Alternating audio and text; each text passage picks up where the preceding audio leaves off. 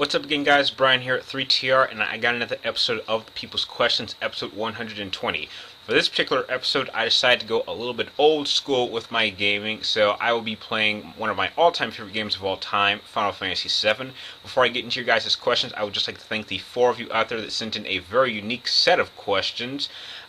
We didn't get as many as we did last episode, but I think that the amount of questions that we do have for this episode is enough for a solid episode. So starting off with the first three questions coming from JDS4696, and you want to know, do I think they will ever reboot the Batman franchise?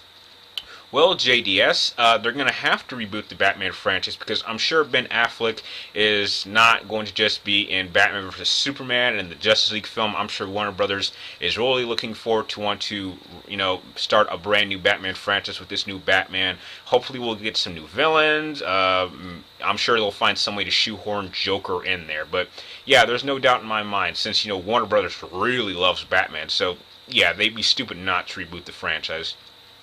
Your next question is, do I think that they will ever reboot the Jaws film franchise?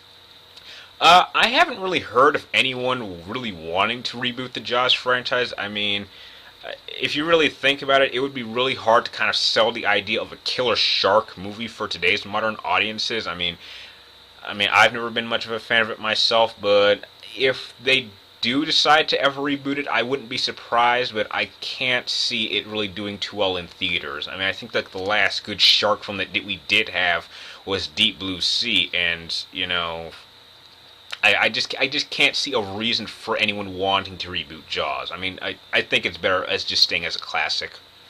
Your last question is, do I think the rumors are true that they will overlook the Star Wars EU in the new trilogy? Well, JDS, it's not really a rumor, it is true, in fact.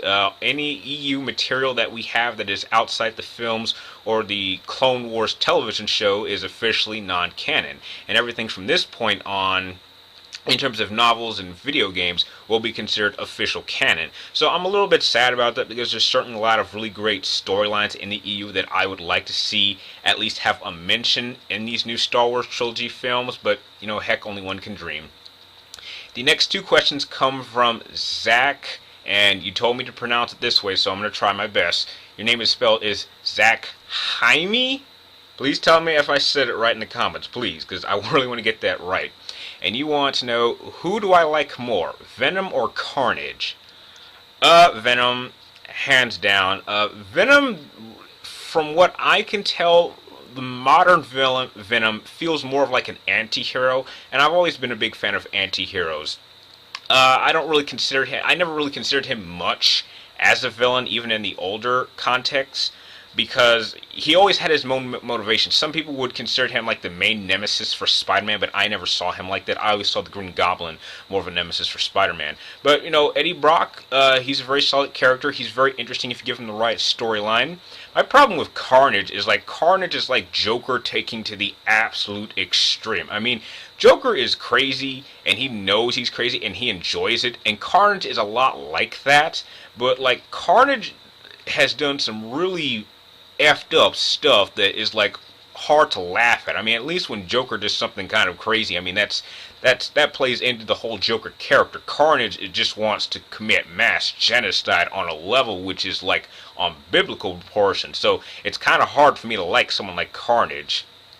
Your last question is, who do I think would win in a fight between these two? A fight between Venom and Carnage. Well, Venom definitely has durability and size on his side, but Carnage can actually form weapons out of his symbiotic skin. But Venom's had a lot more experience fighting Spider-Man than Carnage. So I think Venom could take down Carnage because Carnage does have a prime weakness against fire, while Venom has a prime weakness against sound. But I've noticed that Venom has been able to counter that more than Carnage. So I think that if Venom plays his cards right and takes him to the right location of a lot of heat, I think he could then take down Carnage. The next two questions come from Eli Sweetie, and you want to know, do I think I will ever have kids? I'd like to. Sure, I'd like to have kids one day. I just don't think there's any woman out there that would like me to help me raise a kid myself. So I know I'm thinking that maybe if I'm successful enough in my future careers, maybe I can make up enough or convince someone to help me like adopt a kid or two.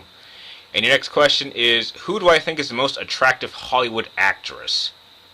You know, Elijah, I really can't answer that question. I'm really not interested in Hollywood celebrities. I've never been interested in them. I mean, it's kind of hard to feel any sort of attraction towards someone who doesn't know you at all. And so I can't really pick any one actress. I mean, there's definitely actresses I think are really talented and very beautiful, but in terms of attractive, I can't really name off any. And the last two questions come from Mark Main, and you want to know, if I had children, how many would I want? You know, I actually spent some time thinking about this. I usually would want to pick my favorite number 3, but having grown up in a house with 3 siblings, I've kind of noticed the ups and downs of being kind of the middle child, the one that's kind of left out and like by themselves. So I would pick 4. I think picking 4 guarantees that someone will always be paired off with someone, and it's a really terrible feeling being that one child who's kind of left out and kind of has to be by themselves, and I really wouldn't want to wish that on any of my kids. And your last question is, what would I name them? Oh, definitely video game names. Okay, let me throw a couple scenarios out. If I ever had a pair of twin boys, I would definitely name them Dante and Virgil, for, you know, obviously from Devil May Cry because they're twins. But if they weren't, then one name I would absolutely pick out is probably, wow.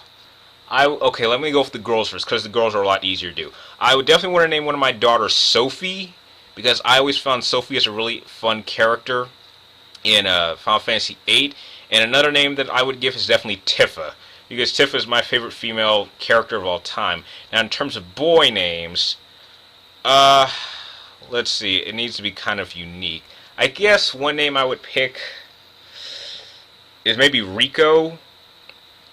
I don't know, Rico from Killzone. I always thought he was a really fascinating character. He was definitely like the one character that stood out in the Killzone franchise. And I guess if I could get away with it, I guess I would name one of my kids Cloud.